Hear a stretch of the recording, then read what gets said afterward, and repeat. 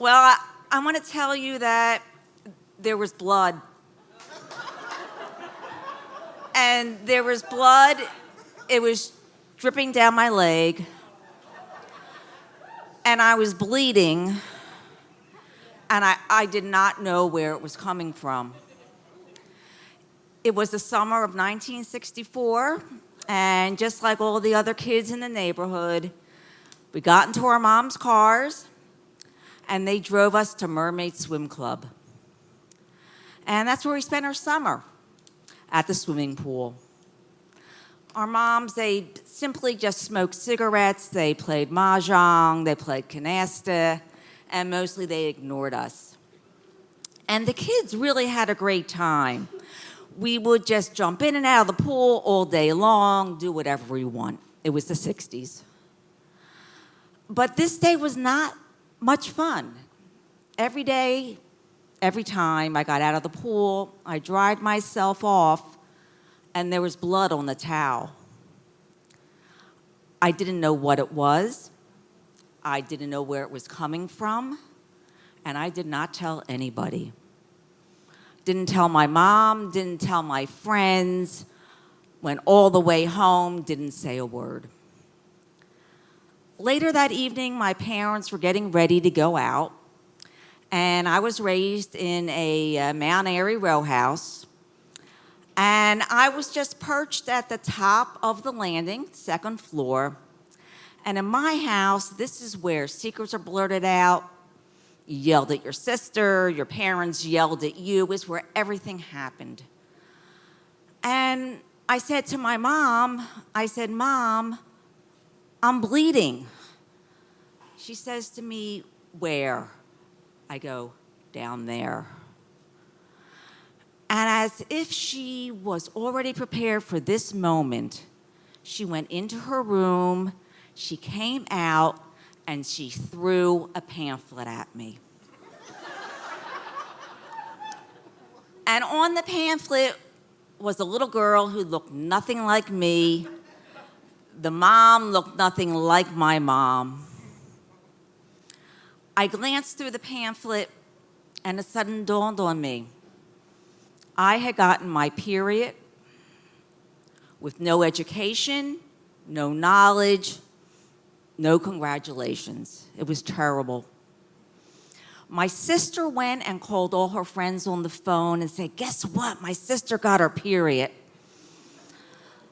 And so just before my parents were about to leave, my mother went back in the room and she came back with a brown paper bag. And I thought, oh, this really is a special occasion. She has something for me. It's a present. So I opened the bag and I took out this elastic thing. Now, this was the 60s. There was no Tampax. There were no panty liners. You got this elastic thing with claws on it. And then in the bag, I took out a pad. I think it was bigger than this. And I hooked it on to the belt. I put the belt on. It caught onto my pubic hair. And I literally walked around like this for the rest of the night. And at that moment, I said, you know, if I ever have a daughter, she is not going to be in the dark about this. She is going to know what her period is. She's going to know the birds and the bees. She's going to know everything. She will not be surprised. So when I was 32, I had a daughter named Allison, and I already started planning on how I was going to do this because I was a hip, progressive mom.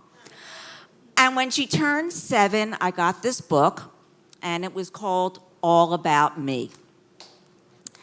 And this book went on to being banned. And what we would do every night, Allison and I would get in bed, and we would read a chapter to each other. And this was an extremely explicit book. Even though it was cartoons, there were cartoons of people doing all sorts of things with all sorts of people. in all sorts of places. And the strange thing is we did this without any eye contact. So we got through the book. We were done. We put it back on the shelf. I had a son later. I made my husband read the book. And so when Allison finally got her period, there was no big surprise. She knew what was going on. We went out for ice cream. I got her a snow globe, and I got her a necklace with a ballerina on it. I had this covered. This was a good event for her. I was so full of myself. So about a week later, I'm sitting in the family room, and Allison comes out, and she says, "Mom, I am so glad it's over."